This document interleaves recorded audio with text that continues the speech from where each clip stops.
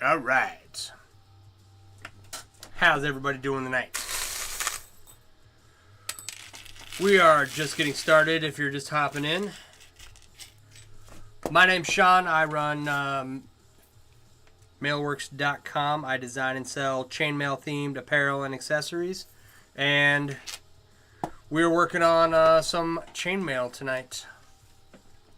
So, I can see both comment sections. I am live on multiple platforms right now.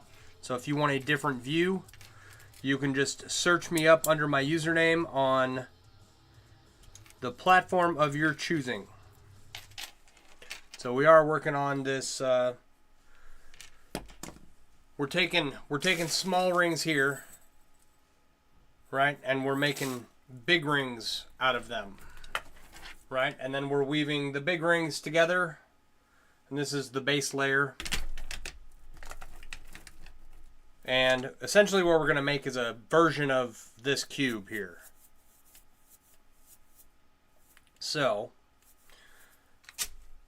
come hang out, say hi, ask questions. How's everybody doing today? What's your favorite color? How fast are you in your new shoes? I've gotten a lot of work done these past couple weeks, not as much as I'd hoped, but I will get this project done. It's a significant time. Which one? How you doing, Dr. Shine? This cube right here, I probably have over 100 hours into it, and I've been working on this, the base layer for this cube, and all the remaining, like I've got a stack of, it's 50, 1, 2, 3, 4, 5, 6, 7, 8, 9, 10, 61. I've got a stack of 61 of these ready to be turned into rings to add to this cube here, this big one. And it's taken me, probably a month now since I started this project. So I figure I have about another month left. We'll see. I'm hoping. I do have to stop and get some other stuff done. But, so, in addition to the stack of these strands of chain ready to be made into rings, in addition to that, I've got, these are, okay, so this chain right here is the core of this chain, right? So, full Persian. Elsif, how you doing? This chain is called full Persian, and this chain is called Sandwyrm, and it's a combination of full Persian and box weave. Full Persian in the core, and then box weave on the outside. And I've got 11 of these left. I had to make 95 of these big strands ready to go. But the cube was unstable, and so I've ordered some more rings to add to it to stabilize everything and make it look really nice. You're okay just at work? Right on.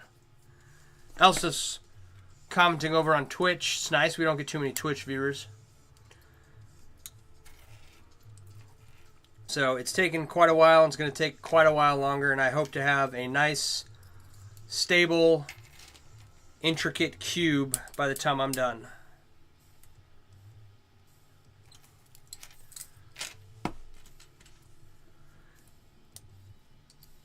Elspeth, how's work?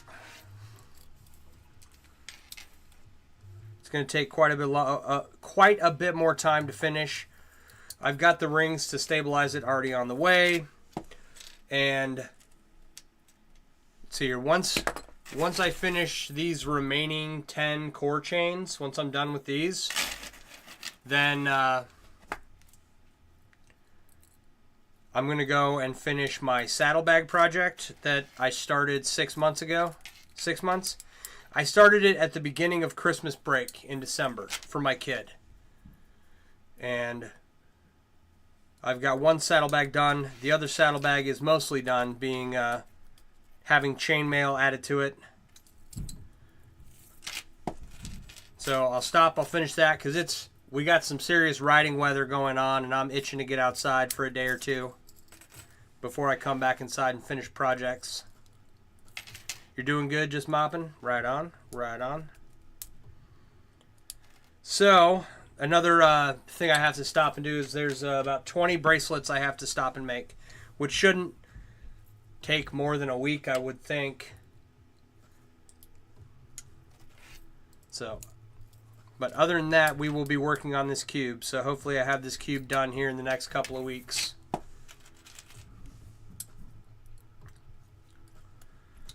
It's one of those things that I am in the middle of finishing all my projects down here in my basement, right? All the projects that have been laying around for 100 years, they are either underwhelming and need to be improved. They are piles of rings, which is what this started out as, a pile of rings that I had ordered way back in the day that had sat around for quite a long time, and I didn't know what to do with it. Or some of them are projects that I could not get rings for anymore, right? Like I had a shirt that I was working on that was made from blackened stainless steel, and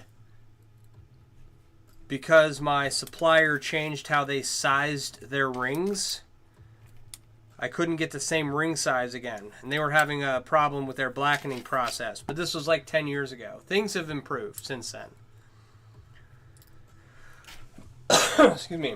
And so the shirt that I was working on has become the new motorcycle project, right? I added chainmail to my saddlebags. I'm going to do a chainmail and leather gas tank bib. Thank you for the follow. I appreciate it.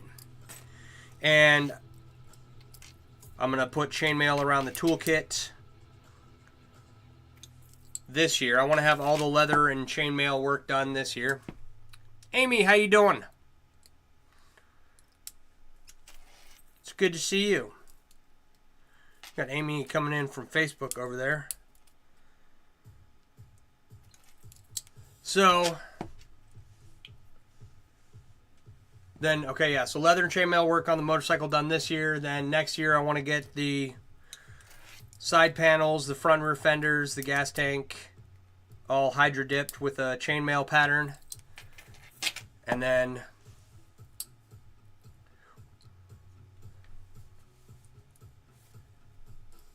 after that, year after that, I'll start like engine improvements and stuff like that. Make it go faster.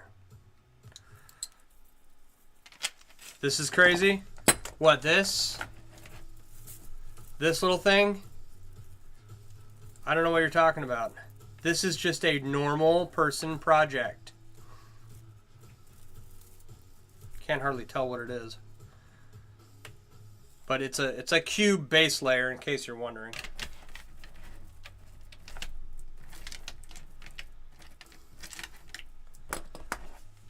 Thank you for the dinos. How you doing, Rebecca? Just a little, yeah. It's a little normal project for your everyday person. That's all. It's not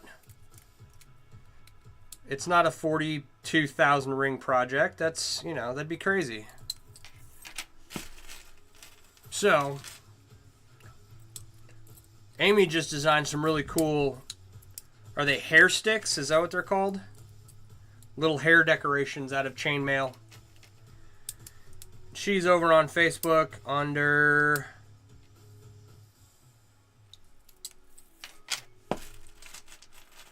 Amy, what's your business page's name? Stone Mail.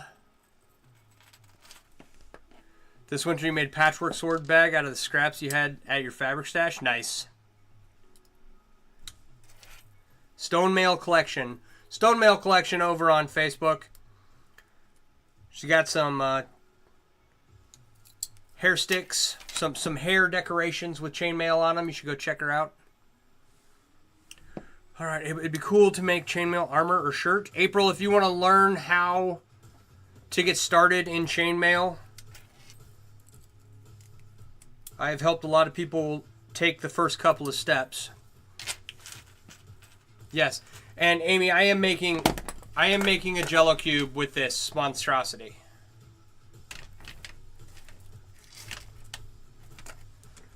So, I've made a couple shirts. None of them are like historically accurate or anything. They're just chainmail shirts. You're very welcome, Amy. In fact, the shirt that was closest to being historically accurate was the black and stainless one I was working on that got torn apart to become parts of a motorcycle.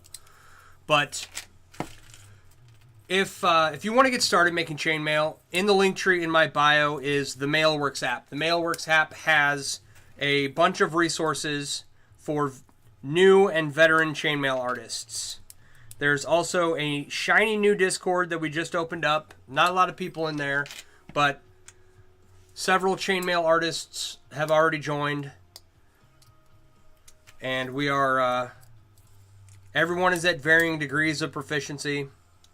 But my first step would be the Mailworks app if you're looking to get started making chainmail.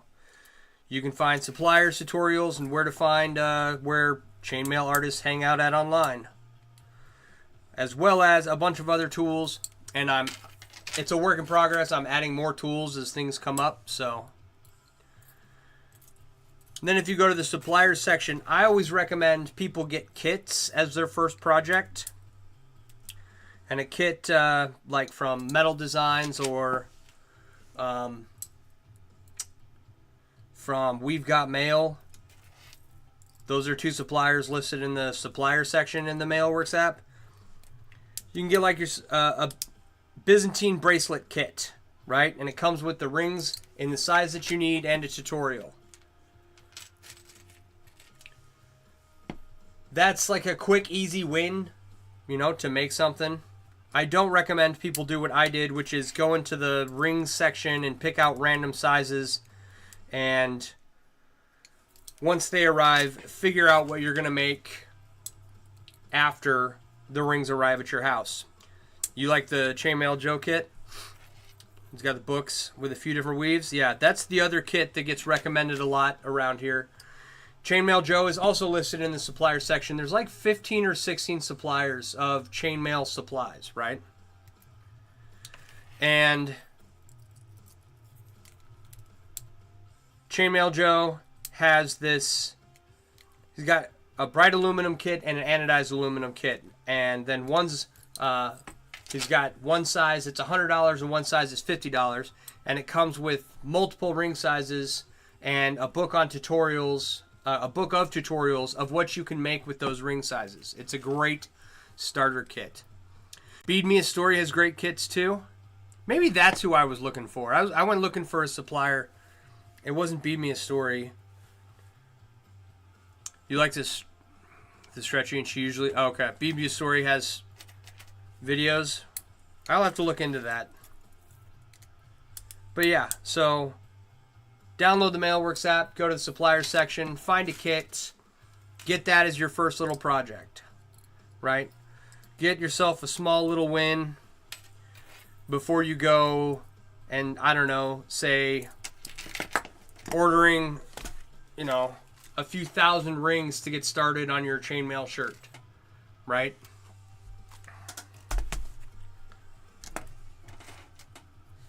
And you're very welcome. And if you join the Discord, if you have any more questions, there's a bunch of people in there that are getting started, or what do you call it? Bunch of people in there that are either veterans or new to the craft that they'll all answer your questions. Hyperlinks too? Yeah. I thought hyperlinks only sold through people. I didn't think they had a... Like, I knew they were a supplier with Michelle, but I thought that hyperlinks was, like, only sold to certain distributors. Is that not the case? I don't know. I've never ordered rings from hyperlinks, but I hear good things about them, so... But yeah, if you want to get started, download the Mailworks app, join the Discord, get a kit. It's all... Like, that's what I built it for, was to help people get started in making chainmail. And then once you get that, you know, there's plenty of resources in there where you can find information on how to make a chainmail shirt. Which is very helpful because my first shirt that I did was not a success. There were many better ways to go about making it. But I didn't have the resources that I had, that we have now, when I first started. I started a long time ago.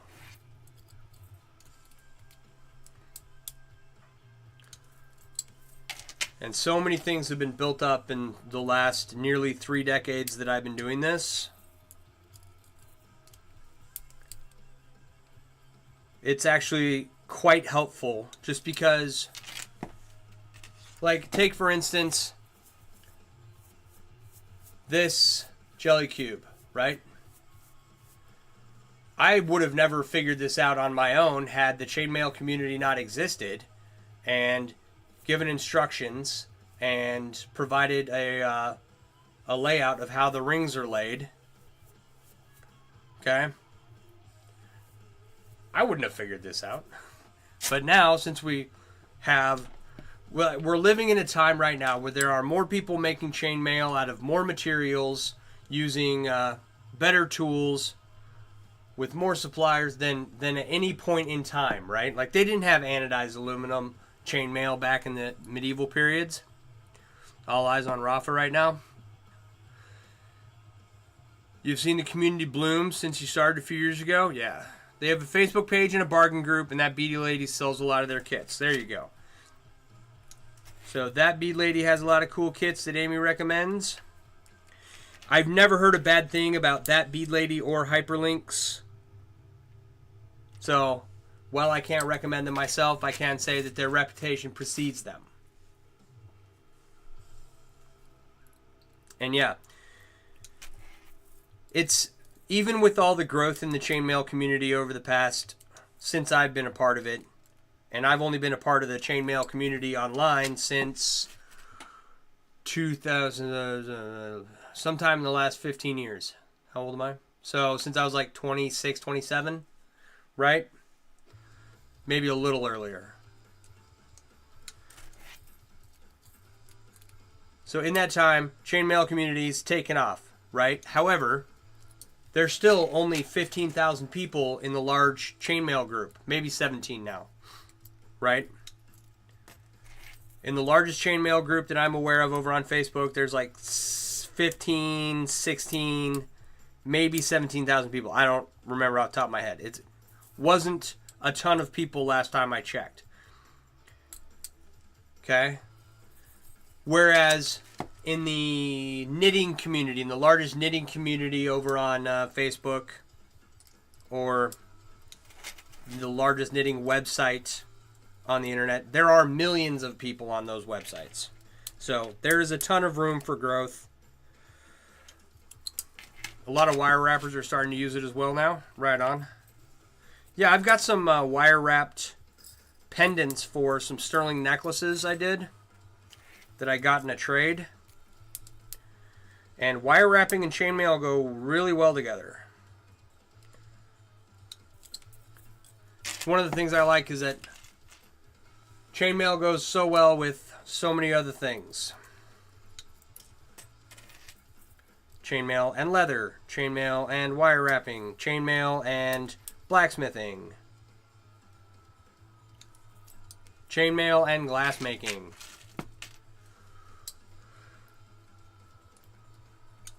Like I had a friend who makes stained glass, that they wanted a cool decorative chain for their stained glass piece, and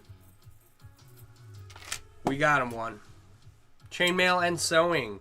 I saw one creator, right?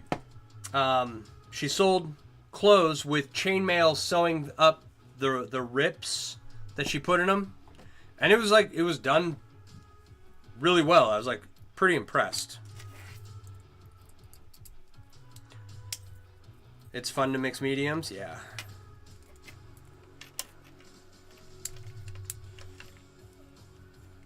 I can't sew to save my life short, you know. Like I will, like if I get a hole in a sleeve of my hoodie, I can sew that shut.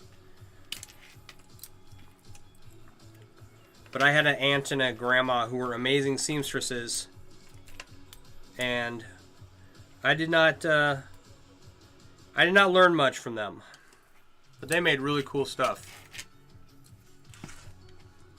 So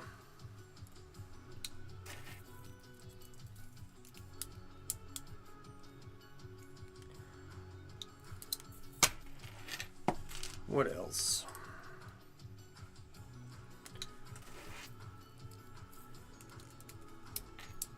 I know that a lot of people are starting their it's Renaissance Festival season, so people are scrambling to get tons of work done for their fair weekends. Seen a lot of that go on.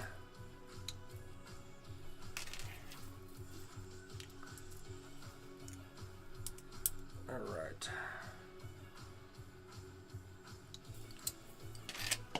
Oh, this is all spring stainless, and there's a lot of them, and I have to weave a lot of them, and they're very hard on your body.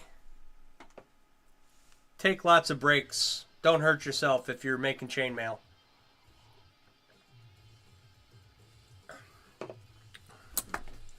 So, trying to think what else. What else have I seen? Okay, here's one, right? Ceramic. I don't know what pottery, not pottery, because pottery's on a wheel, right? But ceramics. If you've ever seen like ceramic chainmail or glass chainmail, there's someone on TikTok who does glass chainmail. I just want to go start new hobbies and make chainmail with those hobbies. So I've got, I have an idea in mind, and it's almost summertime, but I don't know if I'm going to be able to do the project that I had in mind this year. I'd rather get it done sooner rather than later, but I got so much going on already. Mac, how you doing? Yeah, there's someone that makes ceramic chainmail. She makes the rings out of clay, fires them. Yeah, 3D printed chainmail's coming along.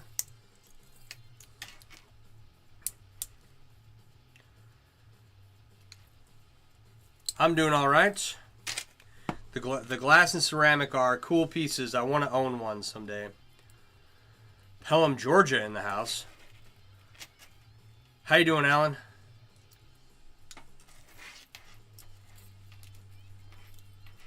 Is Pelham a place in Georgia? Is that what that means? Or is that a person's name? Thought about printing a sheet of chainmail? I want a 3D printer so I can play with it, and I've been informed that it's not that difficult to get into, but also I spent all my money on these rings over here, so it's going to be a bit before I get what do you call it? Any more money to put towards new hobbies. You're located in South Georgia, a small town? Ah, okay. Okay, right on, Alan. You almost bought a glass bracelet at an art fair? Yeah. Someone's knocking on my window. Knock it off. I don't know if it's my kid or my wife. I was going to say,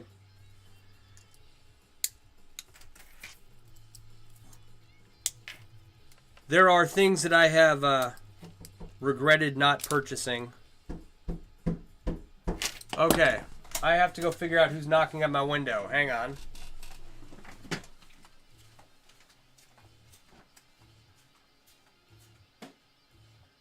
Knock it off. All right. So when you're streaming, you're not supposed to step away from the camera, but whatever.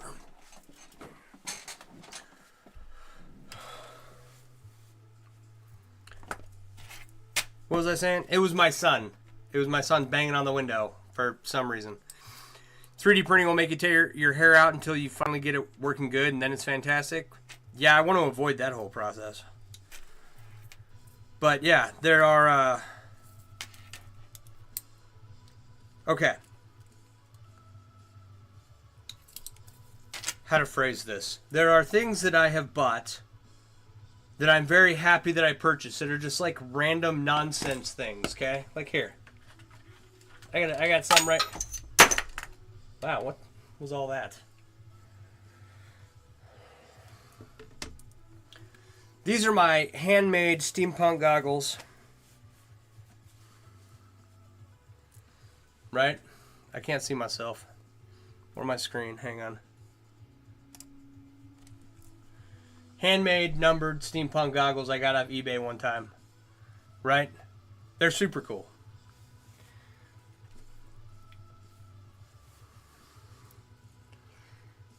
Like the... I don't know what to call this. The frame comes off. Right? Velvet lined. Okay. I bought these. I paid way too much money for them. But it's like... They are some very unique steampunk goggles. I don't need steampunk goggles. I don't ever, like, dress up as a steampunk character doing anything. But the allure was just too great. Right?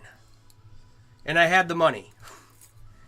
But there are things that I wish I had bought that I can't find again. Now that I didn't buy them because I didn't have the money. And I regret not buying them.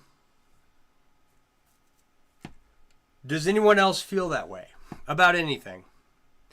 Those are awesome. You should wear them riding your bike. If I could see, I don't wear contacts. I can't wear contacts, so I have to wear glasses. So if I could get like custom prescription lenses, I don't know if... Yeah, I couldn't change the lenses out in those, I don't think, but...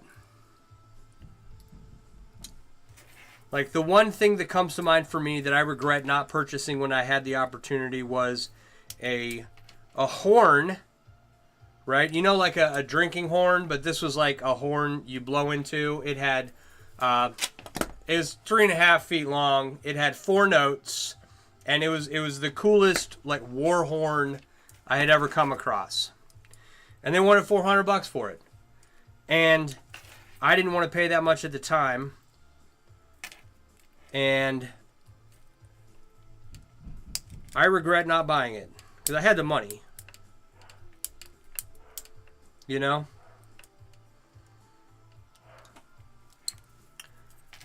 $400 would be a steal for that. Yeah, a war horn with 4 notes. You're lucky to find any war horn at any Renaissance festival with more than 1 note. I have not seen one in several since that one, and that was at Texas Renaissance Festival well over a decade ago. So the moral of the story is, if you have the money and you really, really like something, just get it. You know, money can always be made. Don't go bankrupt buying stuff. That's not the point, but...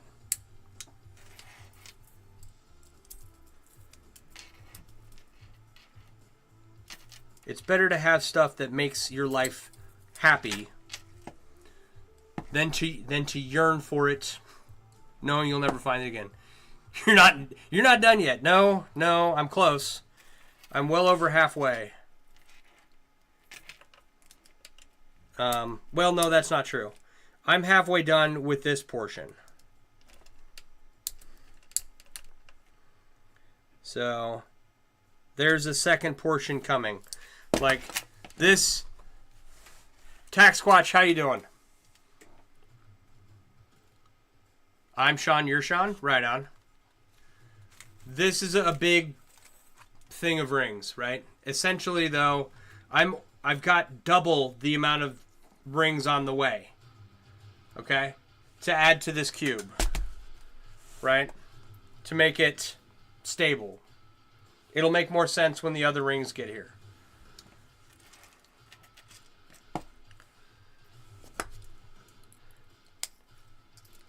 So as long as this has taken me, right,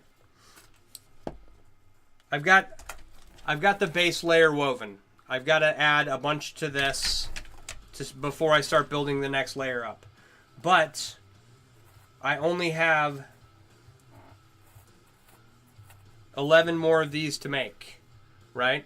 And then once the other 11 are ready to go to be made into rings to be added to the cube, then it's just a matter of connecting them and adding the other rings. So it's a 3x3, right? All the material to make the cube, it's all almost done. I've got 11 more of these to finish. So that is almost done with that. You're just excited to see it finished? Me too. How's my neck today? It's hurting in new places. So normally I just have the pinched nerve up in the top of my neck. I have 2 discs and some parts of my vertebrae out of place, right? And I got a pinched nerve that runs all the way back down the back of my arm to these 2 fingers, and they're numb all the time, right? With working on this and just, I don't know, general dealing with back pain, I've got it all like right in the middle of my spine in between my shoulder blades.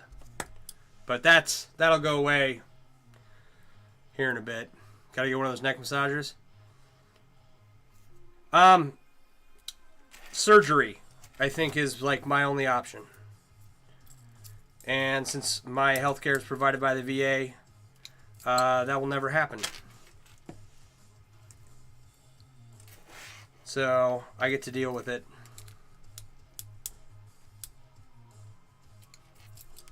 It is what it is.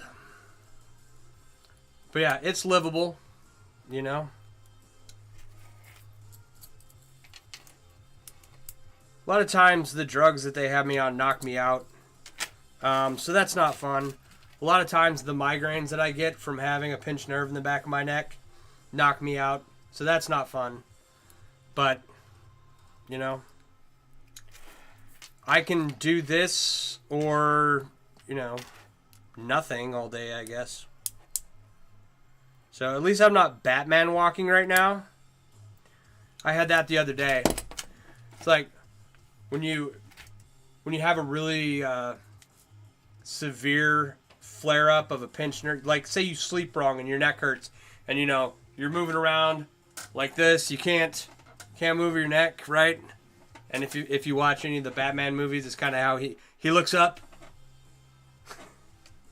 I had a day like that just the other day, so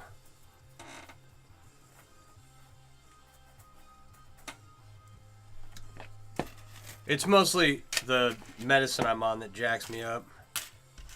It's like, oh, get a migraine and sleep it off, or don't get a migraine, but the meds make you sleep it off. So you had a pinched nerve and you had a taco neck? Yeah. What is a taco neck?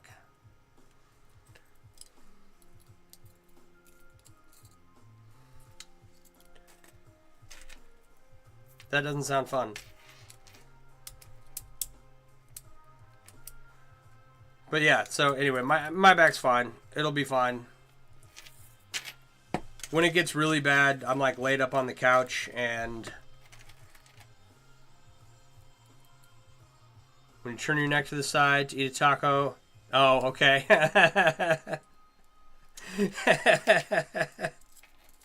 That's funny. The explanation, not the painful neck. No, when the neck flares up real bad, you won't see me doing this. At all. You won't see me doing anything. And it's just, you know. It's what, okay, so parts of your neck and spine get displaced when you get pile driven onto a, head first onto a gym floor, right? Like, I don't have a cool wartime injury.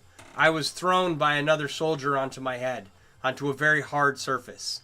And it basically popped 2 vertebrae and 2 discs out of place in my neck. So my neck looks like it's all twisted and not twisted. It's all zigzaggy where it shouldn't be zigzaggy.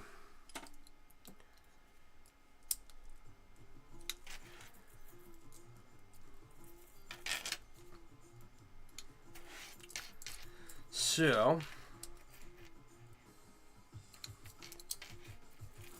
I don't know if a chiropractor will help, but chiropractor is not covered by the VA. And so with how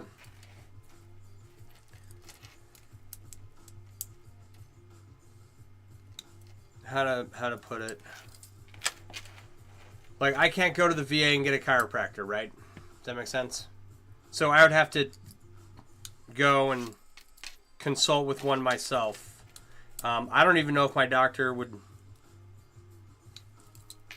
I don't know. Do you need a chiropractor for, or do you need a consult from your doctor to see a chiropractor? Is that covered by insurance? For those of you with regular insurance. Mustang McQueen. I'm located in southeastern Wisconsin. We just had a big storm roll through.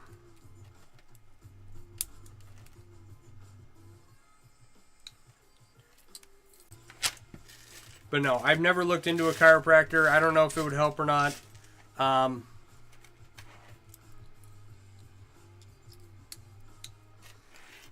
just live with it. You don't think you need it? Your friend goes all the time. It depends. You went to one out of your network because this guy it was $150 in cash for the X-ray, and then it's $45 each adjustment. That's not. I mean, that's not terrible out of pocket, to be honest. I've seen some doctors out of network back when I had regular insurance, and just to look at their office, it was $300. Yeah, I don't know if I need it. It's the issue is like pain and migraines. And I've been dealing with it for since 2007. So, if it gets better someday, great. If not, I don't know. It's like I spent a lot of time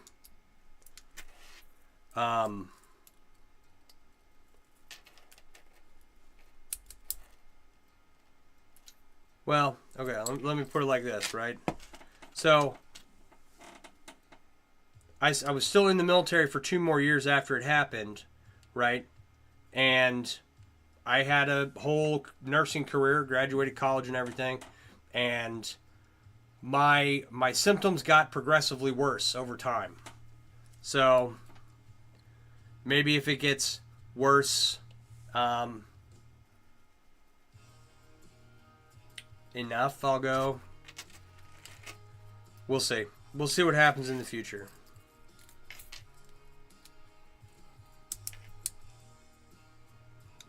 The pinched nerve and vertebrae out of place went away after some adjustments. I mean, I've had pinched nerves in my neck that have gone away. This one is just like makes these 2 fingers numb, and like I have pain from the back of my neck all the way down the back of my arm here, right? And it's just irritation all the time. So, I don't know. Little ibuprofen, little gabapentin.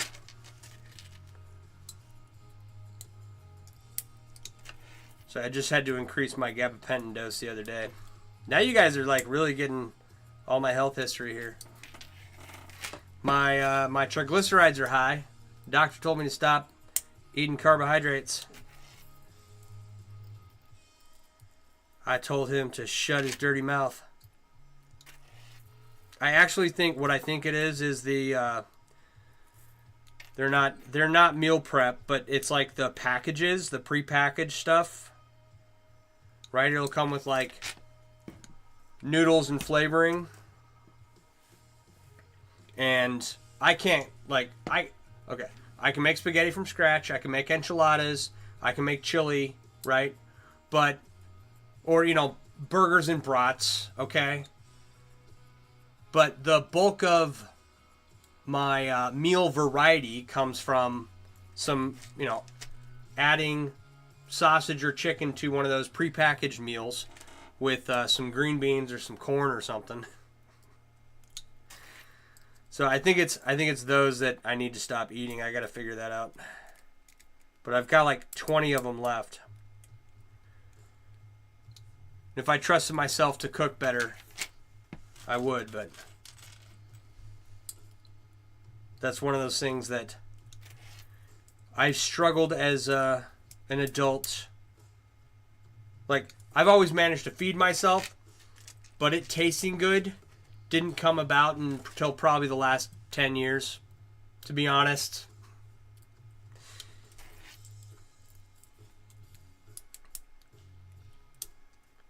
It's like I've always had pretty good chili, pretty good spaghetti, because those are from scratch. But everything else was hit or miss,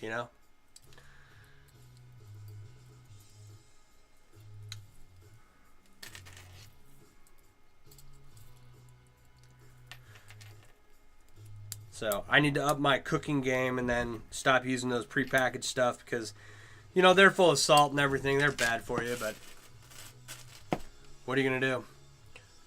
If you can't cook or are bad at cooking like I am, you got to find some way.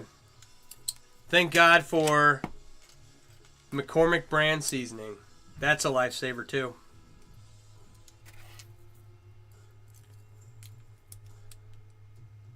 What any other health history? Any other health history you guys want to know about? I've got blood pressure's not great. It's controlled, but it's not great. I've lost a lot of weight recently. What else?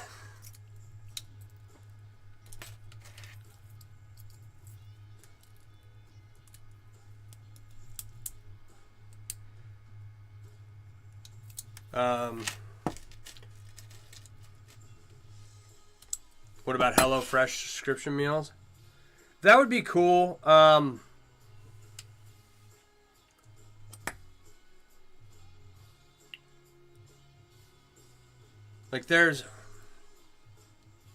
never looked into it, right? I've never looked into any kind of meal delivery service. Everybody has their health claims, and, ours is the freshest, most bestest stuff for you in the entire world, right? And I'm a skeptic. I don't believe any of them. Hey, Astrid, how you doing? Food, mechanic, electronics, okay. If you can't do something yourself, you better have the money to pay someone else to do it. Food, mechanic, electronics, anything, yeah. Or chainmail, yeah. So... yeah, I was thinking about this the other day. In the motorcycle community, right? More specifically, the Harley community. There's a lot of people who will talk a lot of trash if you don't know how to do certain things on your bike, right? And that's fine. There's trash talkers in every niche. But the reality is that I don't have an area to drain a bunch of oil off my bike or off my truck in my garage. Right? I don't have the tools. I don't have all the tools you need to do everything to a bike or to my truck in my garage. I have a lot of stuff. I can do basic stuff. But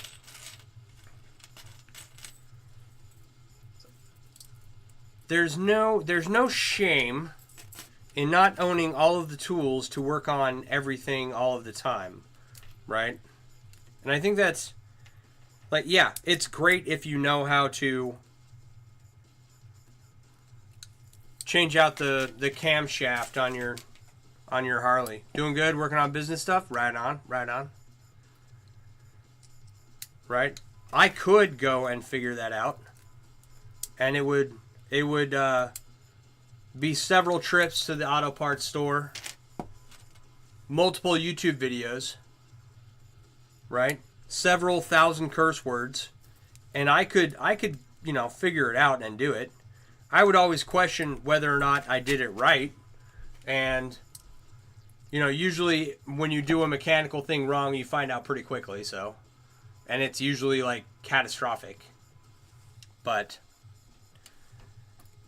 it's like I don't work on my truck anymore because there's too many computers in it. I stopped working on cars after the 1992 Geo Metro that I owned back when I was 16. Right? That had a tiny little engine, had a carburetor. Right? You can work on cars that small without any issue. A Phillips head screwdriver and you can tune the damn thing, okay? That's why you love that your sister's a mechanic. You can take your car to her. Yeah. It's one of those things that's like, oh, well, you don't know how to do that? Well, you're not a real car enthusiast. Or you don't know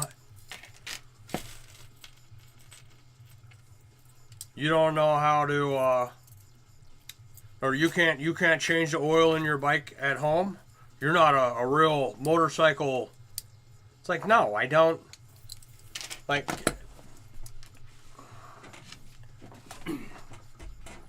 that weave would look good with JPL3. This one? The Sandwyrm weave? There's a... What am I thinking of? Is it JPL3? Isn't there... There's a JPL sheet weave I want to try at some point. There will always be gatekeepers and haters. There will be, yeah. Oh, and I mean, it's one of those annoying things about every niche, They're in every community, and it's just like, I will probably never work on my Harley very much beyond like basic stuff. Okay, I can check the tire pressure. I could probably figure out how to change the oil, and I can check the brake fluid in it. I can adjust the mirrors. That's pretty simple. But, it's like I take my bike to a mechanic for a reason because, in theory, the mechanic is supposed to know what they're doing. I don't have to watch 700 YouTube videos to figure it out. Embracing JPL. There you go. Yeah, I want to try that. And the stuff that I want to have done to my bike, like swap to a larger motor, because my bike's a 2013. I have a 103 cubic inch motor in it, and it's pretty. It gets up and goes. For an 800-pound bike, it's pretty quick, right? But when you're talking about horsepower and torque, there's no replacement for displacement. So increasing the engine size is like a must. And then doing things like adding turbos and other ridiculous accoutrements. I'm sure I could learn how to upgrade my front forks, right? I'm sure I could learn how to add dual disc brakes to the front tire. But it's like, in theory, the mechanic should know how to do that. And I want to ride Kyle Stevens.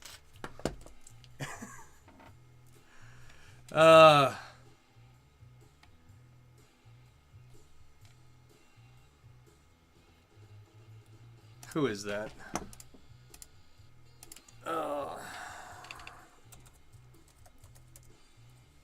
Hang on.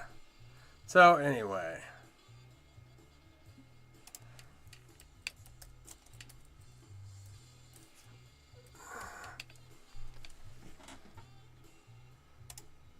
It is you. Okay. Holy crap, dude. Oh. Yeah, I don't do that job anymore.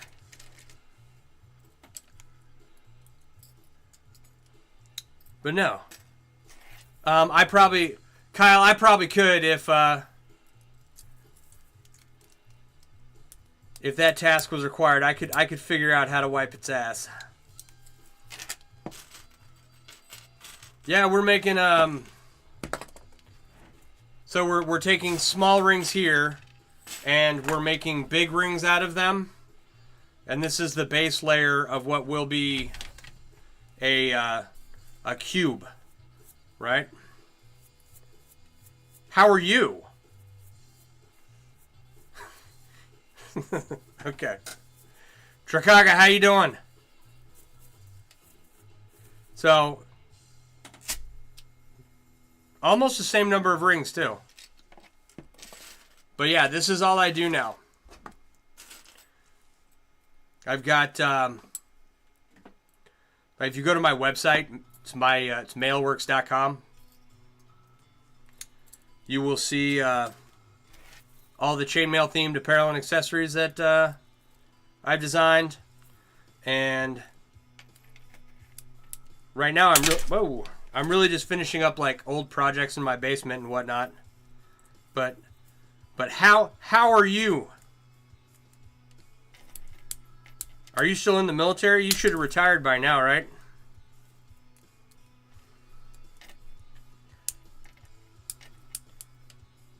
Alright.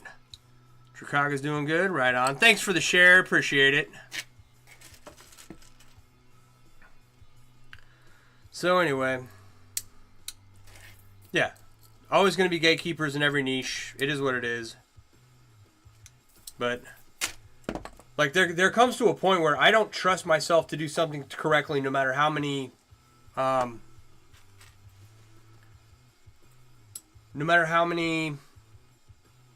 YouTube videos I watch on the subject, right? I'm always going to be like, did I do it right? Like, I watched some YouTube videos on how to take the front and rear fender off. I think I can get the front off no problem. That's fairly simple. But the rear is a lot more complicated on my Road King, right? I'd rather take it to the mechanic, to the bike shop, and have them take it off because there's the whole belt and rear wheel drive assembly in there. You got less than 2 years away. Congratulations. Good on you.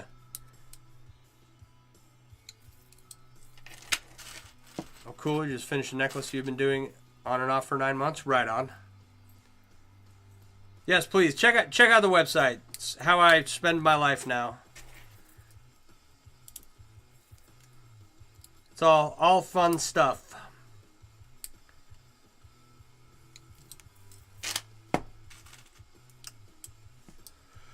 Anyway.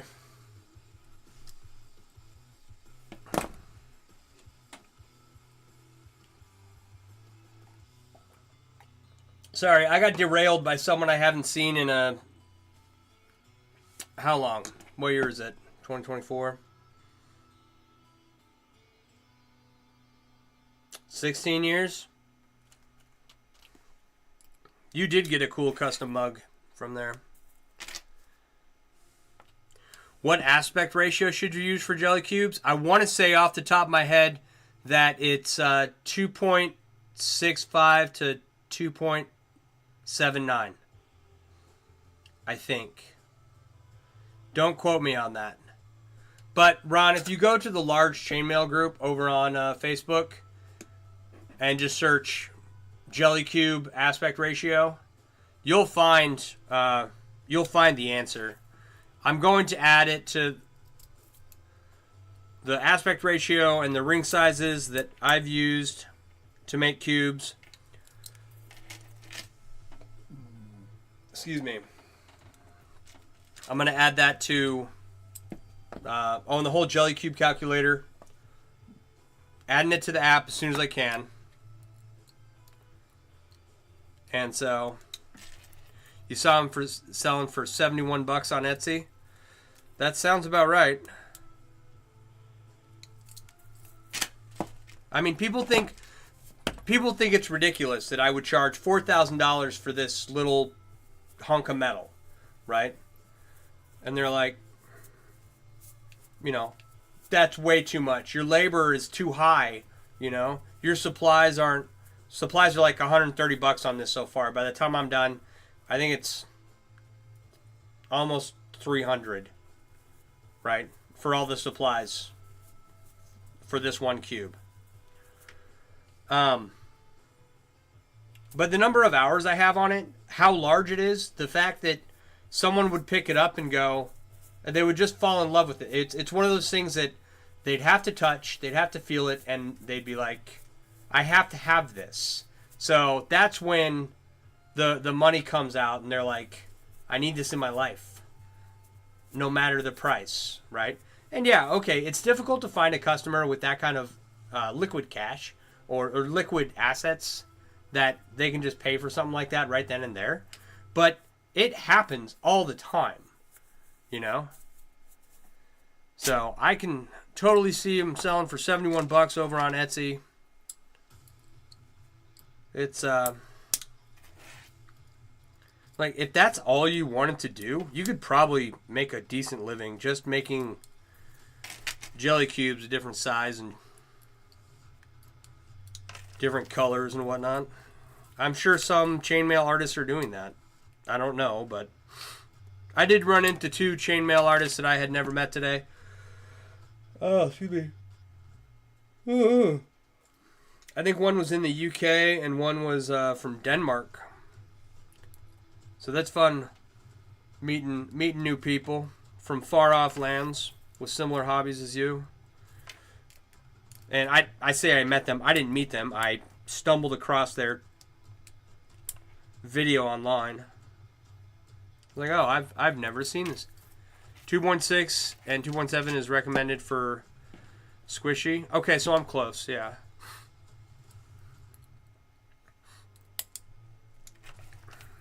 So, I knew it was something like that. Gonna try to make scale mail after summer break. Right on. Scale mail, like, a lot of people do really cool stuff with scales, right? And don't take my opinion on it.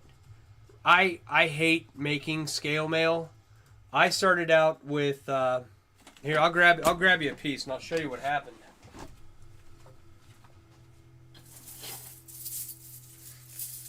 So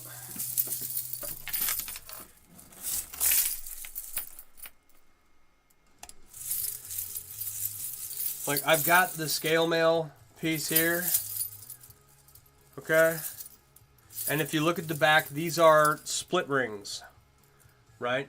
These aren't what everyone uses today. They use butted rings for all of their scale mail for the most part. At least that's all I've seen people use. But back when I ordered these 100 years ago, and this is the stuff I'm talking about when I say I'm trying to finish up all my basement projects. This is probably from 2006, right? And this is as far as I got, because putting on these split rings, these aren't the pliers I use, but these are split ring pliers. Got a hook on them to grab the, and a split ring is like a key ring, right? I don't know if you guys can see that. Split rings are like key rings. But I got frustrated because the key rings didn't stay closed. You know, they started to separate. They were a pain in the butt to weave. And same with the small ones, right? The small scales that they had. Right? I don't know what I was doing here, but I was trying to do something fancy. Right? But split rings on the back, you can see the gaps in them. I don't know if we're going to get that to focus, but all the split rings have gaps in them. And they're cool, right? They're cool looking. It's a cool effect. But I hated that experience. So I haven't touched these since. They're in a pile, or they're in a bin over off to the side here. And I'm going to put them together. Some of them, right? I've got 3 shirts over there. And 2 of the shirts I want to add a lining to, make them into jackets, and put leather trim and fur, like around the collar and around the cuffs and around the waist and everything. And then I want to do some pauldrons, right, for my shirts.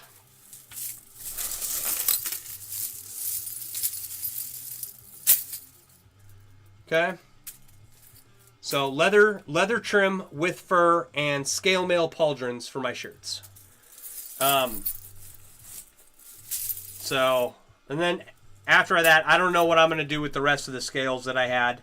Maybe I'll make more shirts and make pauldrons for them. But yeah, my experience with scale mail, I did not enjoy it. And it's essentially weaving European foreign one, but with scales, right? That's how you connect all those. And they're cool. A scale mail cube. I don't even want to think about how that would come together. They're cool, but it's like I have yet to heal from my experience, and so I have avoided them like the plague. But there are some chainmail artists who do a lot of really cool stuff with them, right? Like today, Amanda over at Wayward and Whimsical, she's on TikTok. She's listed in the Mailworks app under the artisan section. Is she?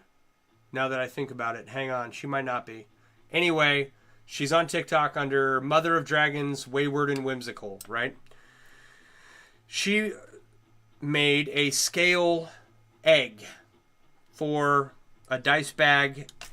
She made a larger scale egg for a larger scale mail egg for her dragons that she makes.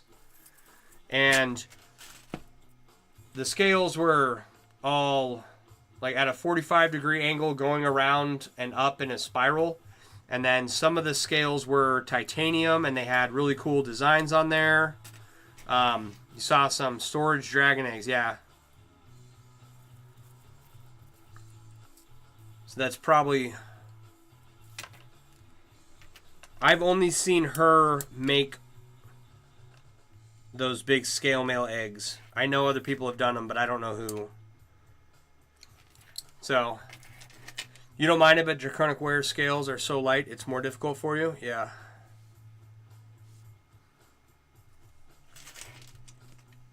The patience, you wish you had the patience?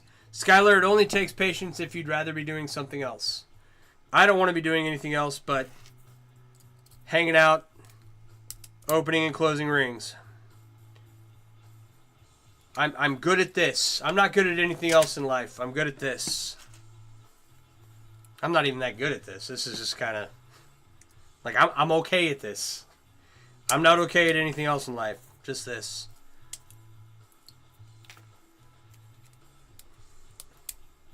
Yeah, I haven't had a chance to try different suppliers' scales, so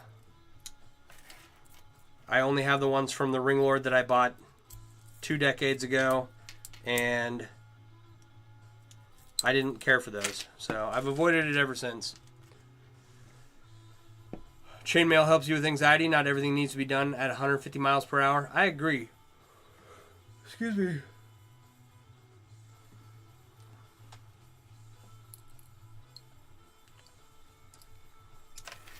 So, it keeps your hands busy and lets your mouth move. Unless you stab yourself like I just almost did. Like that. Like, oh, I just got myself good. Dang it, man. I've been wearing a Band-Aid on this knuckle for the last 2 weeks because I keep gouging the crap out of it. Like I just did right there. Anyway, be careful when weaving because you can hurt yourself. I hit this knuckle over and over again so many times I've got a divot there right now. And I was wearing a Band-Aid over and over and over again. And then tonight, after I did dishes, I forgot to put a new Band-Aid on there to protect it. I don't have... Here, well, let's see here.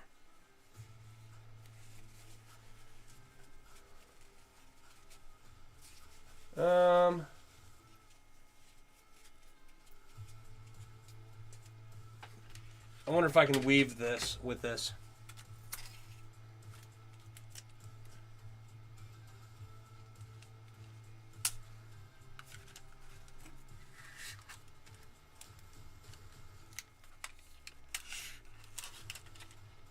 Everybody's going to hop in and be like, oh, what's wrong with your finger?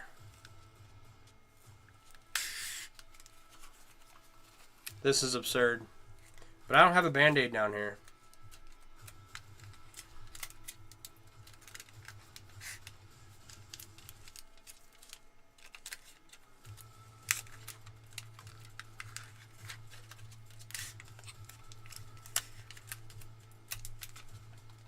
There. Combat medic, go Army, Hool. Nako B3 and 5. I don't know what that means. Yeah, put those nursing skills to work. That's right. See if I can weave this ring now.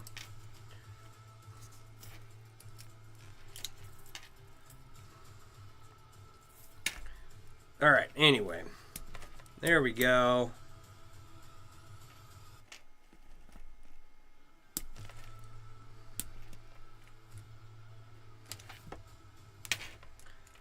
Nope, this ring does not want to play.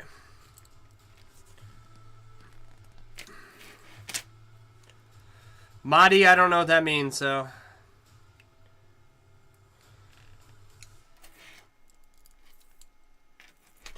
What I should do, if I was a smart person, I would grab a box of the Band-Aids and bring them down here. But that thought process has eluded me until now when I need them. You wonder if plant hangers would sell? I mean, I bet they would. It's one of those things where you're competing with the product, right? Like, you're more likely to sell a candle holder that hangs from the ceiling because a decorative candle holder competes against itself, right? Like, people are going to get one, but which one do they want? Whereas with a plant hanger, they've got loads of cheap ones. I don't know. It's that would just depend on how decorative the person wants to get, you know? I don't know. That's my immediate thoughts on it. I'm not an expert, so take it with a grain of salt. But if I were to do something similar to plant hangers, I would like candle holders. Seems like a easier method. Does that make sense? I don't know. I don't want to tell anyone they have bad ideas, and I don't want to discourage anyone from trying. But you still want to do mini lampshades? Yeah. I've got 2 scale mail lampshades. And I haven't had a chance to revisit that idea of doing chainmail lampshades, but the scale mail ones are they are pretty cool.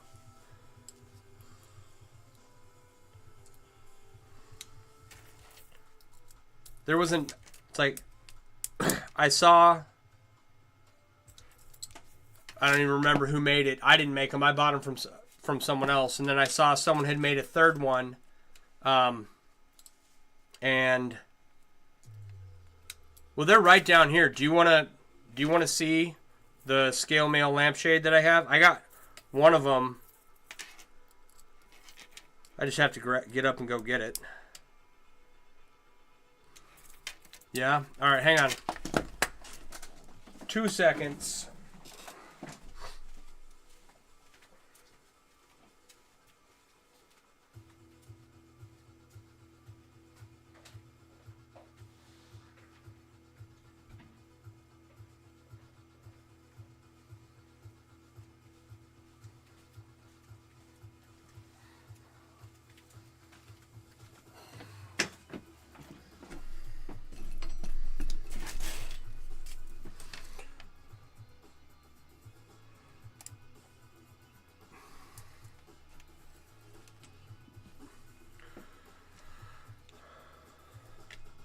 You found a 24.7 gram chunk of silver at a garage sale? Nice. We love cool things. That's why we're here. Yeah. Maybe that's what you should do with the bag of bright aluminum you have. You have no other use for it. Right on. There you go. So this is my scale mail lamp. Let's see here. Let's see if I can...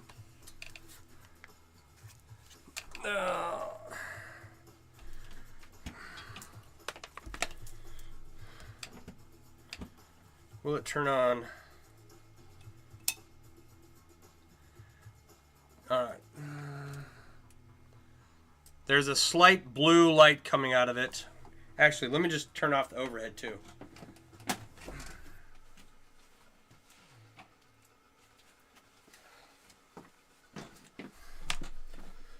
So the light inside is blue and it gives out this really cool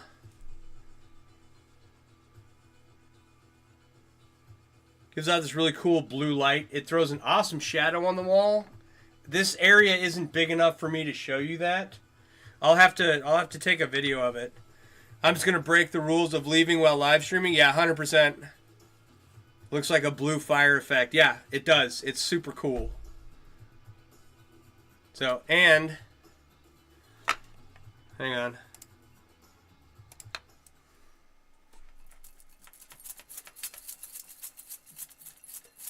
Can you guys hear that? It jingles. Not very well. My other one jingles a little better. Reminds you of bioluminescence. That's pretty much the color. It's all dusty and right now I need to clean this thing. But anyway, that's my scale mail lamp. I'm gonna turn all this stuff back on. There we go. You'll know if there's ever an earthquake really quick, yeah.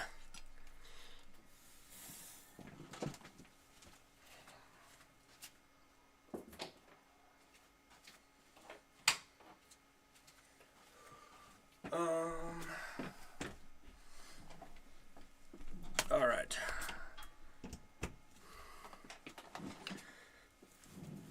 What I need, actually, instead of leaving the live stream like that, what I need is a third camera, right? That points that direction, and I can like walk off and go grab something and then come back. That way, I'm still in the shot. Oh, I need to start up the music again. There we go.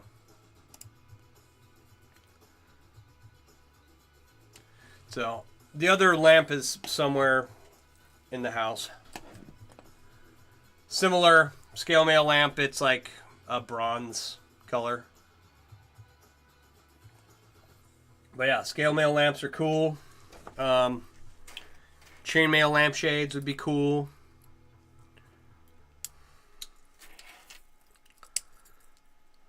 It's got to be if I were to do a chainmail lampshade, I would want to use a dense weave that only small amounts of light could get through, similar to that scale mail lampshade that we just had up here, just because, you know, you want it to be a lampshade. You don't want the light directly bouncing off, you know. You don't want an obstruction between the light bulb and you. So, I don't know. I've never made one. Backlit scale mail armor. You have a new goal now. Oh, staggered sense of humor. That'd be pretty good. That's a pretty good weave choice. I have never made that one. You got a bunch of 18 gauge quarter inch you were given. Have to look at what weaves would look good. 18 gauge quarter inch. See if I can do this without knocking over. So this is 18 gauge quarter inch square wire.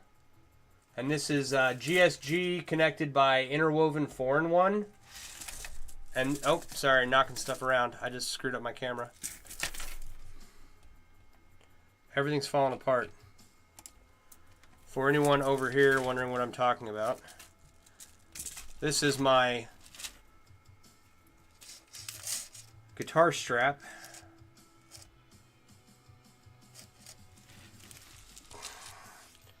And right now it holds down my tripod for my phone camera.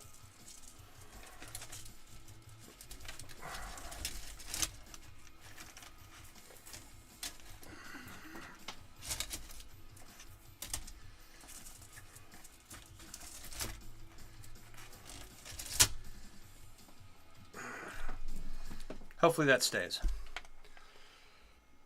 This camera got screwed up too. There we go.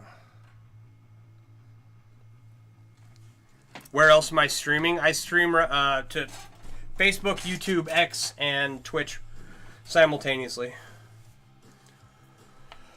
Do a lot of candy cane cord and 18 gauge quarter inch.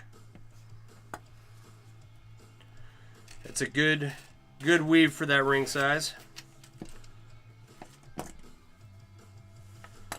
Alright. I need to do that video.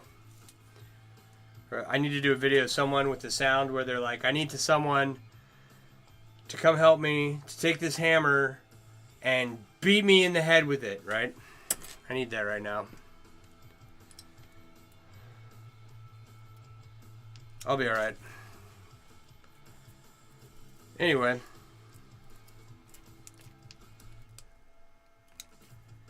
What did I do here? What's going on? Something's wrong. Something feels off. No? No? Okay. Alright, so anyway. Yeah, that's my guitar strap. And it's going to get a leather lining. So it's going to be chainmail mounted on top of leather. So that none of the leather is going to touch the guitar. Or so that none of the chainmail is going to touch the guitar. And then I'm going to do that with all of my guitar straps.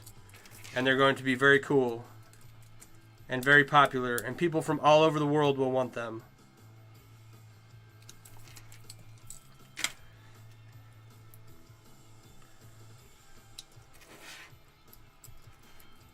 Maybe one day. It's one of my mini basement projects that I need to finish and make it into something that is on par with the quality of work that I can do now.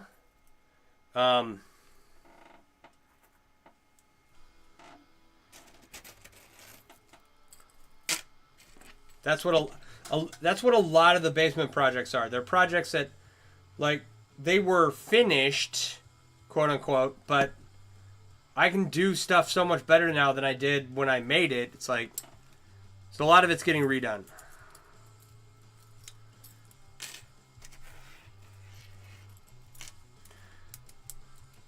It'll all get done. It's not an overwhelming amount of stuff. Yeah, dude, they're neat. You should share all of your projects on Discord.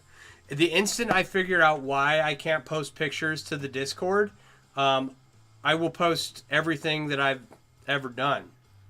I don't know what's going on. I can post in other Discord chats.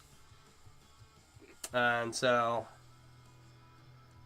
I don't know what the issue is. Yeah, upcycling a lot of them. A lot of projects. Mostly, like, what have I got? I got belts and guitar straps, and I'm sure I have some other stuff laying around. I actually have like a bunch of belts and guitar straps, so.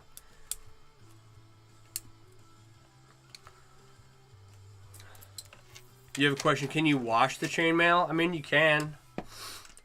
So, if you're things like silver, you're going to want to use a tarnish remover, a silver polishing cloth, and a silver polishing compound for that. Chainmail, if this got dirty, or if any of my bracelets got dirty, right, I would take the clasp off and I would throw it in the tumbler with some soap and water. And so that is definitely washing it. Some stuff, like anodized aluminum, you'd have to scrub it under a sink if it got dirty, just because if you put anodized aluminum in a tumbler, you'll rub off the color.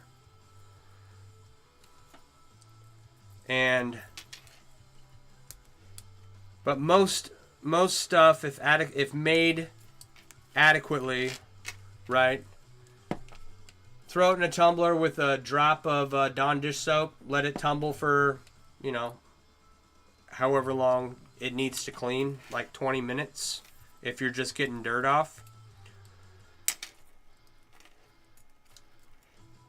And it can be much longer if you're polishing or removing burrs and stuff like that. So for a shirt, like I've got a shirt that I need to, it's made of galvanized steel.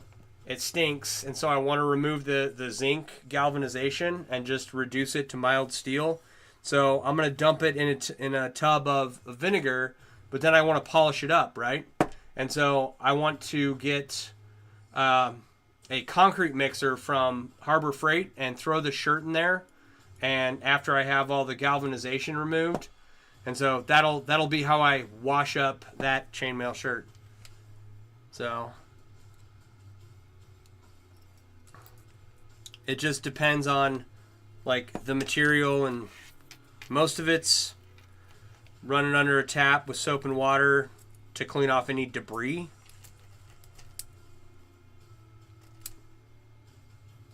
Don't throw it in your dishwasher, because whatever chemicals are in the soap in dishwashing soap, that'll cause a lot of materials to change colors. Thank you. You're wondering after wearing it for hours in the summer outside how you can do that? Yeah, if it's any precious metal or what do you call it? Anything like anodized aluminum or something, soap and water won't hurt it. Soap, water, and a toothbrush. And you're very welcome.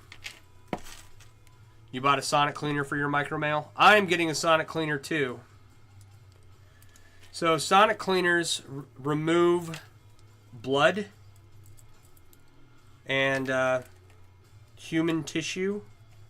I think that every chainmail artist should own one. I will be getting one and adding it to all my stuff. And everybody just saw me gouge the crap out of my knuckle here, right? So, like, I wiped everything down, but there's still going to be a tiny amount somewhere. So especially, yeah, send me some combat gauze for the knuckle, buddy. Appreciate you. It's good to see you too. Have a good night, man. That's crazy. I thought he took off quite a while ago. But anyway, Kyle and I were in the military together back when he was a very young man. I was young. He was young and smart, and I was special, and he had to deal with me. But yeah, so sonic cleaner for all your stuff, because if your pliers slip and you gouge yourself and you bleed all over everything, you want a way to clean all of it up, right? And that's just my thoughts on the matter. I have a sliver. What in the world was that? Alright, so sometimes when dealing with this stuff, you get tiny metal shards in your skin, and you don't notice them until they rub up against something. That's fun. Steel might need a barrel depending on the size. Mo Sowers, why are you tagging Nicole? Mo Sowers, spell spaghetti.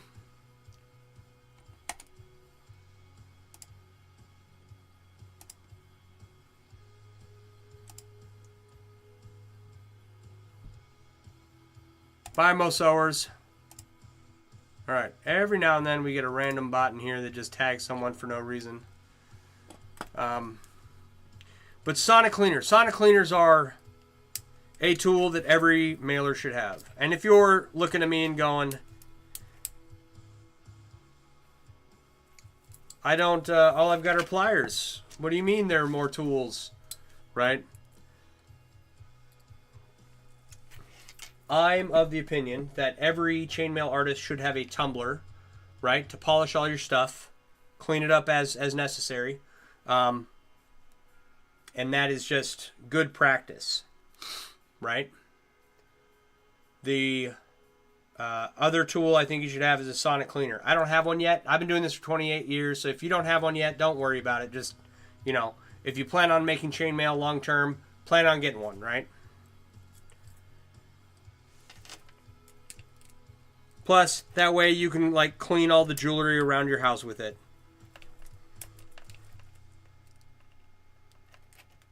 It's not end of the world expensive or anything. But other tools besides pliers that you might consider are a power supply for anodization. That's my next. I'm hoping to get one in June. We'll see how the rest of my month goes.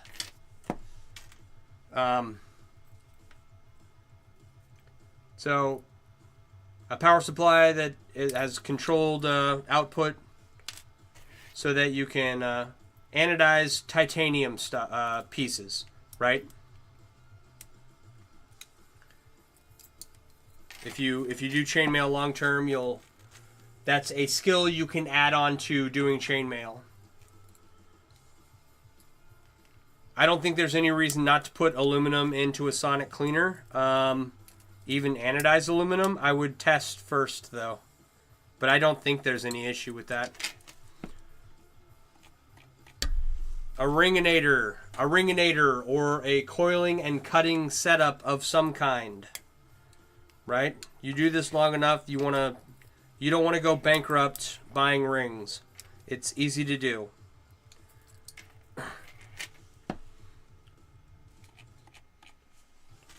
Yeah, a good power drill. I have several power drills.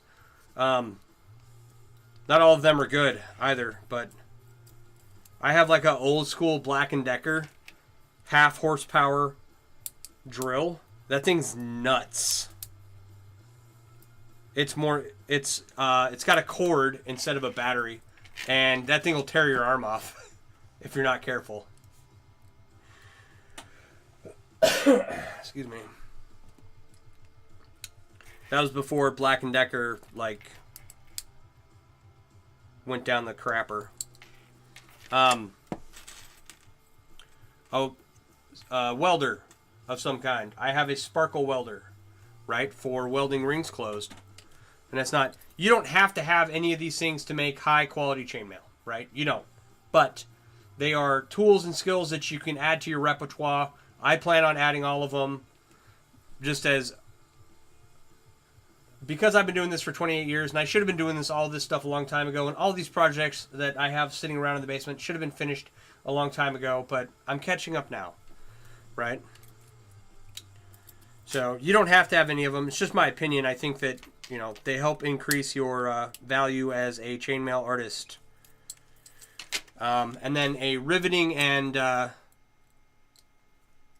riveting setup so that you can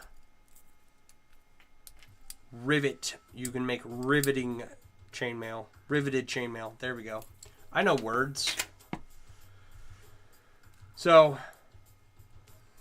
I want to be able to make all of those things.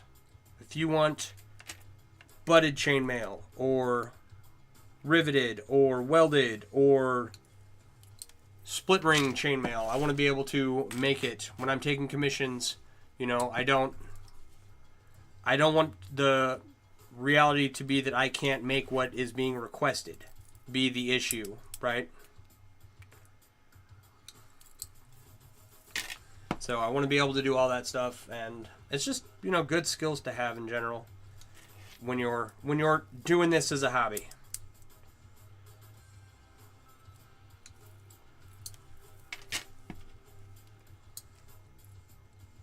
So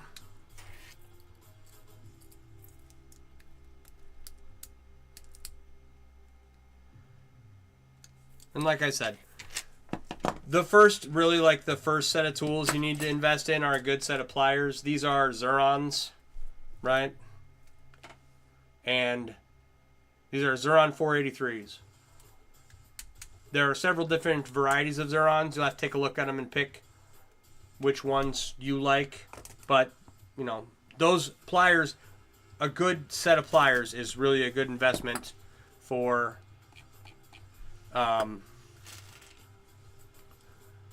beginning chainmail artists. Do I get a lot of commissions? I get asked to make a lot of stuff, and so sometimes I will take, like, I just finished up a commission the other day, and I took a trade for it, actually, and I got this cool sign out of it.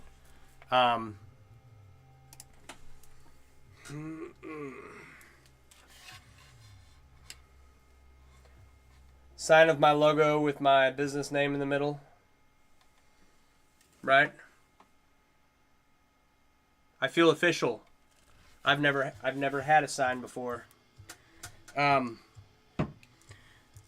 turn away because I'm in the middle of like finishing up all these projects I have in my basement, and I do dumb stuff like put together cubes with an enormous amount of rings in them, and then I do other dumb stuff like make giant cubes. Because stuff like that, my basement stuff gets delayed.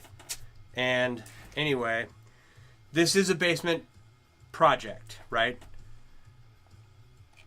So I turned down most commissions simply because my project right now is to finish all this crap I have down here. The people whose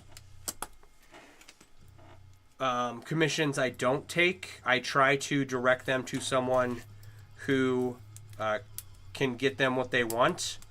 But I did have someone who I was going to take their commission this morning, and I gave him a quote on the commission, and I haven't heard back from him, which that's the case. So it's like I rarely take commissions, and sometimes they work out when I do. But I get a lot of questions regarding, having stuff made. Most of the time, it's people will want a chainmail shirt and have no idea how much it actually costs or the labor involved, and it's like, I don't pick up my pliers for less than $20, to be honest. So, like, that's the starting point. So you want a chainmail shirt? I'll make one that's awesome.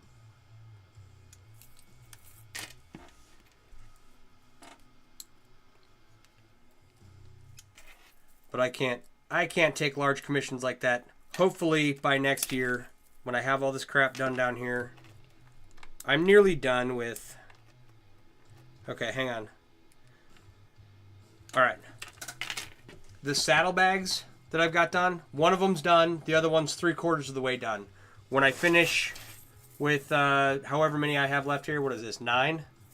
I've got 9 core chains left to make the ring, right? 9 more until I hit 95.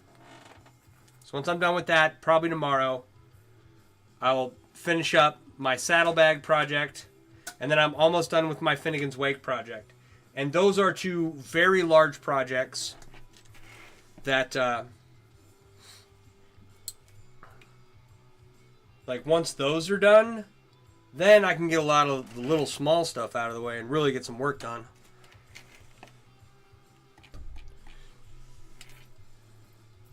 Feel like you give them too many options and overwhelm them trying to get it to their liking. I could see how that could happen a lot, for sure. There's always the hardest thing to explain to people. This stuff doesn't just appear. Yeah. Yep. It takes a lot of time and a lot of energy, and it's expensive to make. Even coiling and cutting your rings, right? Like, yeah, okay, you're saving money. But the reason I stopped making my own rings was twofold. One, my rings sucked and there were better ring manufacturers out there, right? But also, my job is to weave the rings into stuff, right? That's what I'm good at. I'm not good. I was never good at making rings. Now, because of cost and the scope of some of the projects I want to do, I am going to add a coiling and cutting setup so that I can save some money and I can make really big projects, right? Like this one. This was not an inexpensive project. Okay? And by the time I'm done, it will have... You could probably make 3 shirts out of the number of rings that I'm putting into this one project, right? It costs that much because it takes me Effing hours, effing hours. Yeah, exactly. Takes hours. It's hard on your body. Yeah. And at the end of the day, if someone sees something you've made and they're like, oh, I want that, but that's too much money, there is always the option for them to go and make it themselves. Right? They never will. You can give them all the resources in the world. Like, I've tried to provide as many new people to chainmail with as many resources as I can in the MailWorks app. I've got a Discord with my name on it where I'm like available at all hours of the day pretty much, except when I'm live streaming and when I'm sleeping, right? But I'll answer anyone in there. And it's like I have put all that together so that people could have all the resources. And if there are plenty of people who would see something that you've made and be like, oh, I could make that. And then, they just never will, even if you gave them all the resources in the world. So, you downloaded the app and joined the Discord? You did. Is that what you're talking about? Or you saw something someone made and then were like, oh, I can make that. And then you did. Right? I mean, plenty of people do. I saw my uncle making chainmail 28 years ago, and now I'm here. Right? Yeah, you saw someone that had made them and said you could make it yourself. Yeah, plenty of people go that route. Right? Plenty of people succeed. Without all the resources, because they're autodidacts that are awesome. They see something, they want to learn how to do it. But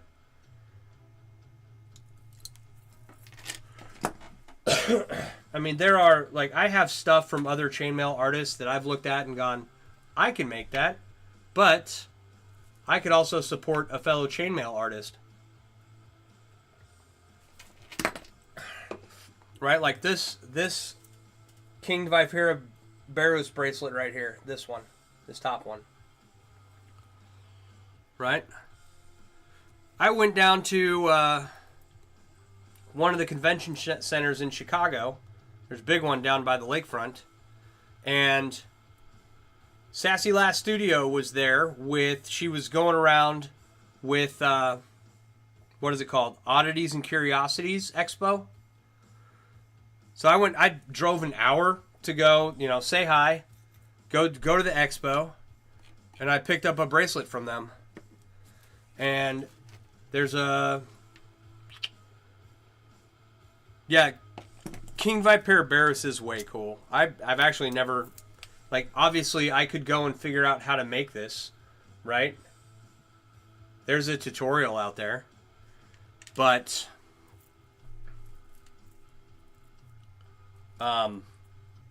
I've never had the ring sizes to make it, so I tried once and the rings I had didn't work. You just buy it if it's their original design to support them. That's a great way to do it, Or especially if they're like if they make something and they made a tutorial for it, But my buddy Greg over at Masterlinks Mail over on Instagram, right? He's a motorcycle enthusiast like myself, and he goes to like swap meets and bike meets and stuff. And they're usually about an hour and a half away from my house. He's in my area, and he's got some events coming up here pretty soon. So I need to get the other saddlebag finished so I can throw it on the bike so I can drive out and go to his little chainmail setup there. So there's plenty of times when I've seen something that I'm like, yeah, I can make it, but it's already made. It's right there. I don't have to hassle with it. Oh.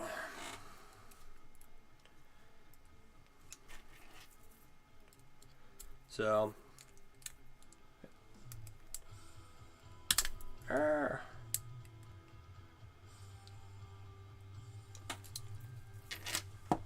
thank you for the follow. Appreciate it.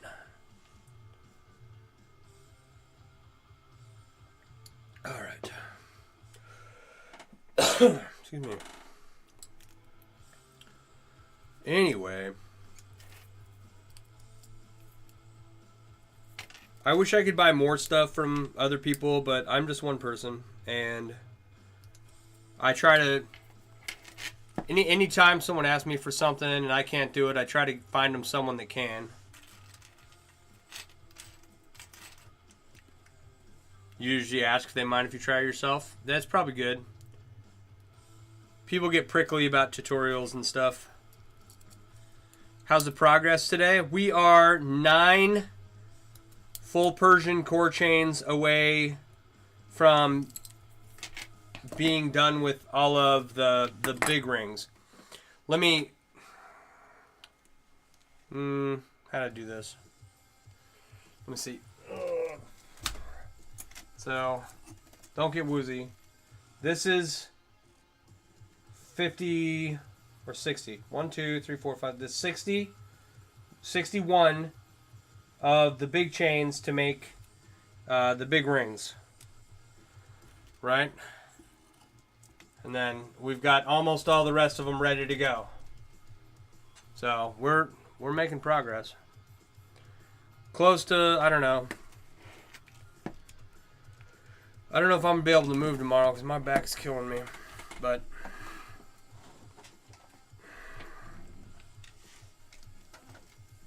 we'll see. Hopefully tomorrow we'll be finished up with the big rings, and then the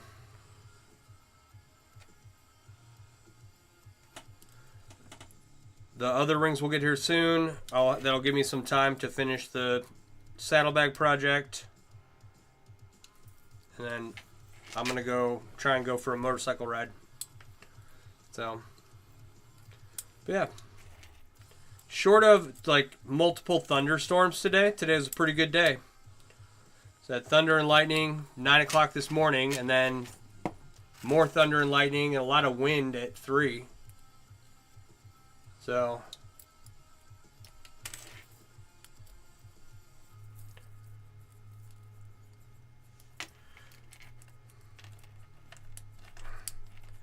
all right.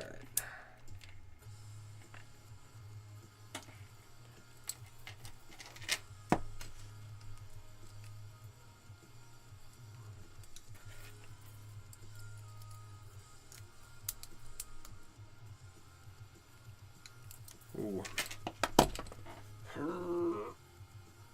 I must be East Coast. I'm Midwest.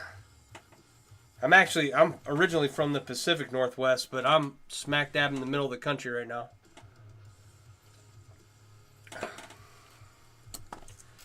So we had some storms roll up from Nebraska.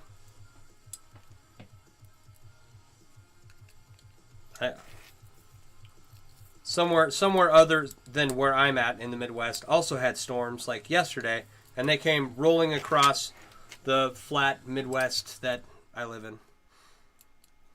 And they arrived at my house this morning. So...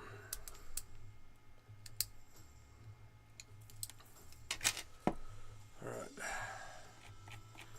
You're going to head out and finish up your new chainmail hair sticks for the night. Try to catch the next one. Always great streams. Amy, it's been wonderful having you here. Thanks so much for hanging out. I appreciate you coming in. All the commentary and conversation. So you have a wonderful evening. Your hair sticks are awesome. So if you are not following Amy over on Facebook and TikTok at the Stonemail Collective, you should do so. She's commenting from Facebook right now, but she's over there, and she does awesome chainmail stuff. And is a pretty cool person, if I do say so myself. So, you should give her a follow. You had some storms coming up the coast around the same time? Gotcha. Yeah, I haven't been on the East Coast since early 2000s. So you're 2003 to 2004. Spent a year out there. Oh, excuse me. I don't remember what hurricane it was, But 2003, 2004 had a hurricane roll through the East Coast in Maryland, where I lived in Silver Spring. Thanks, have a good night. Okay, she's on Instagram too. Stone Mail Collection. Instagram, Facebook, TikTok. Go follow her. She's awesome, does awesome work. All around good human. But yeah, 2003, 2004, sometime in there, had a hurricane come up through Silver Spring, Maryland, where I was living at the time. I go to Fort Polk, Louisiana in 2004. I get deployed to Abu Ghraib, Iraq for a year. I come back in 2005 in June, July timeframe, just in time to get hit by Hurricanes Katrina and then Rita. And, like, I was not... Fort Polk is on the western side of Louisiana. So we got torrential downpours and trees down, power lines down, stuff like that.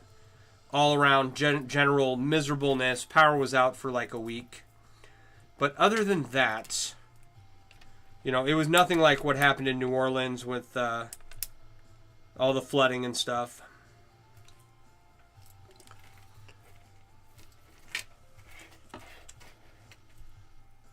Thank you for the follow. Appreciate you. So that is the last time I was on the East Coast and there were storms. That was the point of my story. And that I've been through 3 hurricanes now. Which, being from the Pacific Northwest, I never once thought I'd live through a hurricane. So, yeah.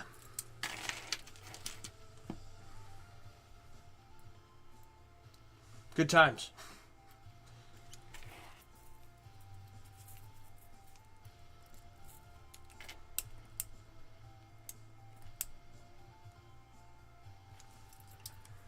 All right. So, anyway, for anyone hanging out, I'm about to finish up this chain here. If you were wondering what I'm doing, I'm making... Hey, Gabe, how you doing? Perfect. Perfect opportunity for me to go into what I was about to just say. So, if you're looking for rings to make chainmail with, in the link tree in my bio is the Mailworks app. The Mailworks app has all the resources I would have wanted when I first got started 28 years ago, right? In there is a list of suppliers. There's 15 or 16 suppliers now. All the ones I know about, but apparently I need to add 1 or 2 more that I was told about. So I got to figure out exactly how their system operates and then add them. But other than that, there's 15 or 16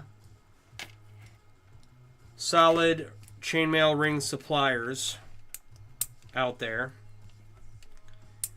and they're listed in the supplier section of the Mailworks app. The Mailworks app is free to download, and we just there's a link to a Discord in there as well, and the Discord doesn't have any people in it yet, but we've got like 8 or 9 chainmail artists that have joined us already, and it's like the 3rd or 4th day that we've even talked about it, so hopefully it'll get a lot of people and have a lot of fun activity in there. And I'll start posting more stuff as soon as I figure out why I can't post pictures in there. So, download the Mailworks app, check out all the suppliers, and then join us in the Discord if you have any further questions. A lot of people in there that are more than willing to help and answer your questions and whatnot. And that goes for anybody watching, right? If you want to learn how to do chainmail or get started or are a veteran chainmail artist, join the Discord, come say hi. You're starting to get into LARP and GARP building? You're very welcome. Right on. Knowing how to make basic chainmail is pretty beneficial. I was talking to another creator earlier in their live, and like they didn't know how to do a repair to their chainmail. So they were telling the story about how they learned how to repair their chainmail armor, right? And yeah, it's a good thing to know and show others.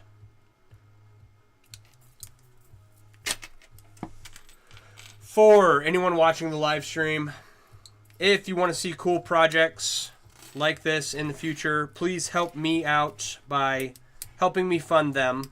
You can go to my website, it's mailworks.com, and use discount code LIVESTREAM to get yourself something nice. I design and sell chainmail themed apparel and accessories, all print products.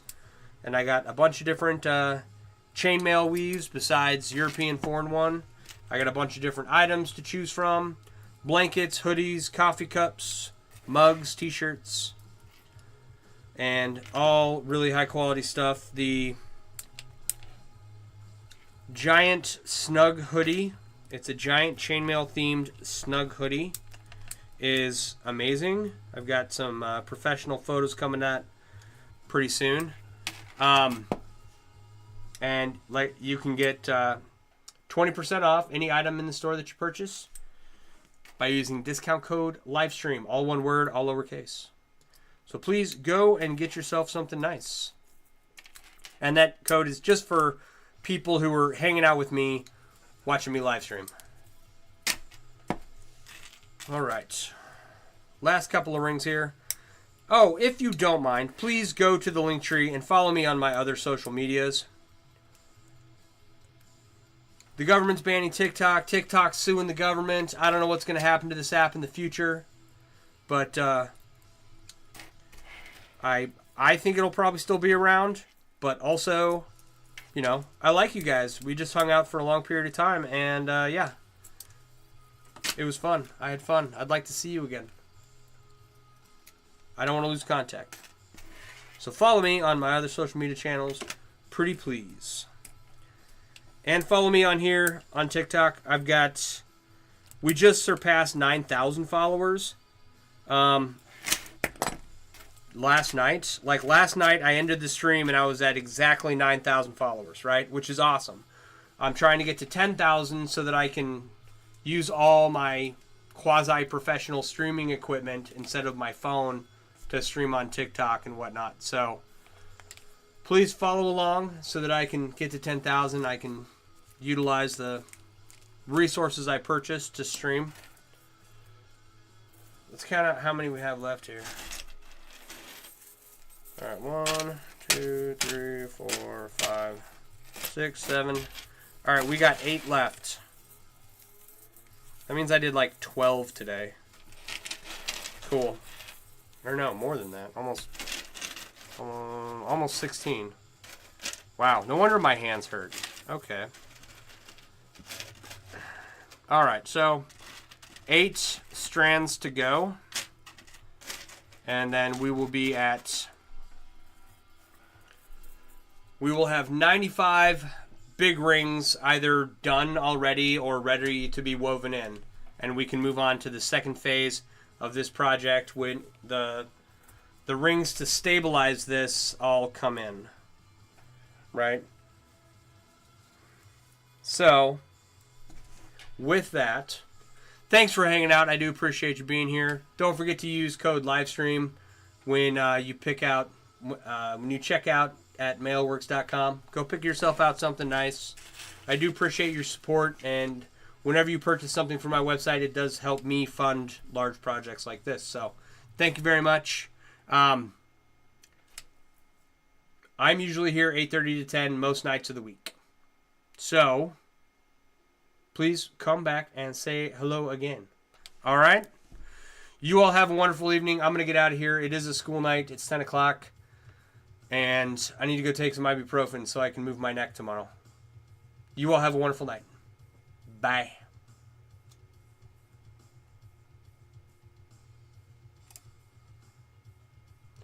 And you over here, you all have a wonderful night too. Same goes for you. Use code LIVESTREAM, get 20% off anything at mailworks.com.